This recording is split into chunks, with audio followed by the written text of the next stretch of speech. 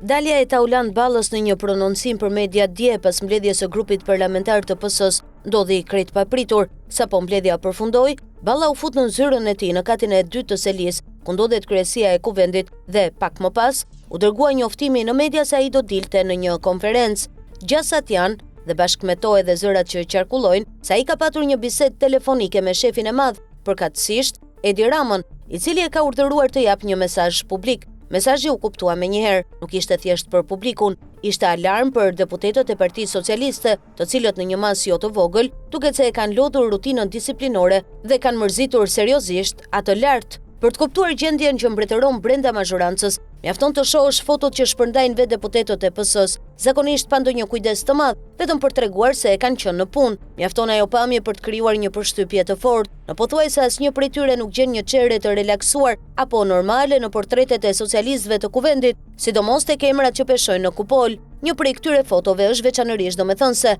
Aty shfaqen tre figura të rëndësishme të mazhorancës, Ogerta Manastirliu, Lindita Nikolla dhe Milva Ekonomi. Portretet e tyre janë aq të ngrira sa të krijojnë menjëherë idenë një tensioni të rëndë dhe të përhapur, po këtë gjendje e tregoi edhe konferenca kaotike e Taulant Ballës, i cili sipas të gjitha gjasave kishte orientuar edhe pyetjet që duhej t'i bëheshin nga reporterët. Aty spikati pyetja për Elisa Spiropalin, që shërbeu si rast për të rikujtuar sinjalin e ndëshkimit ndaj rebeles, që sipas gjuhës së koduar të mazhorancës nuk ka zënë mend. Balla recitoi në mënyrë të tërthort porosin se do të ketë analizë për këtë çështje, jo vetëm për Elisën, por edhe për të tjerë që mund të ndjekin rrugën e saj. Të paktën kjo u kuptua nga i grumbull frazash të shkëputura dhe pa ndonjë lidhje të fortë organike që nxori numri 2 i mazhorancës. Nga ajo që Balla tha jo drejt për drejt, por në tekst dhe në kontekst, u kuptua qartë se nuk kemi të bëjmë vetëm me një rast Spiropali në PS, por me një fenomen Spiropali. Ky emërtim shërben vetëm për lehtësi, sepse personazhe të tjerë në grup mund të futen po ashtu në këtë kategori.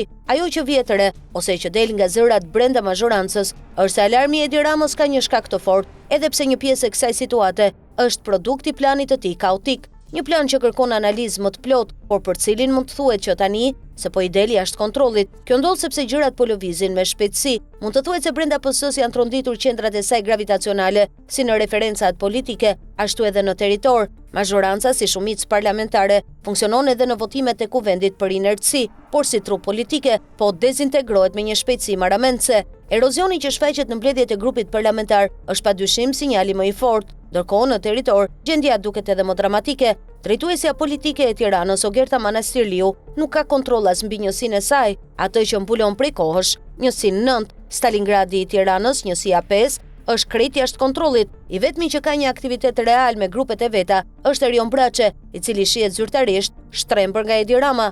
Kreu i PS-s e zhvendosi Taulant Ballën në ish zonën e Elisa Spiropalit për të ndaluar krimin e një bërthame antiparti, por edhe për të zbutur përplasje në njësinë 5, si pasojë e luftës së hapur mes Ballës, Braçes dhe Xhafajt. Por kaosi nuk kufizohet në Tiranë, ai mbretëron kudo, sidomos në jugun e bastioneve të majta. Sëmundja mediatike e kreut të bashkisë së Gjirokastrës nuk është gjë tjetër veçse karikatura më e dukshme e luftës brenda llojit. Në Vlorë gjendja duket edhe më e rëndë, si pasojë e përplasjes mes fraksionit të Gramoz Ruçit dhe njerëzve të Edi Ramës. Në Fier situata mund të quhet disi më e kontrolluar, sepse atje ka hyrë me kohë të plot Belinda Balluku, tashmë më e liruar nga ngarkesa e qeverisë. Korça vetëm në dukje quhet e qetë si kaza e Niko Peleshit, sepse brenda saj situata zjen dhe sinjalet kanë bërritur lart prej kohësh. E vetmja pjesë relativisht e qetë e mazhorancës është ajo që ka nën kontroll grupet e nëntokës kriminale. Kjo tablo shihet më qartë në Elbasan, por është e dukshme edhe në Tiranë, Durrës, Dibër dhe në shumë pjesë të tjera të vendit. Problemi real për Edi Ramën nuk janë të fortët,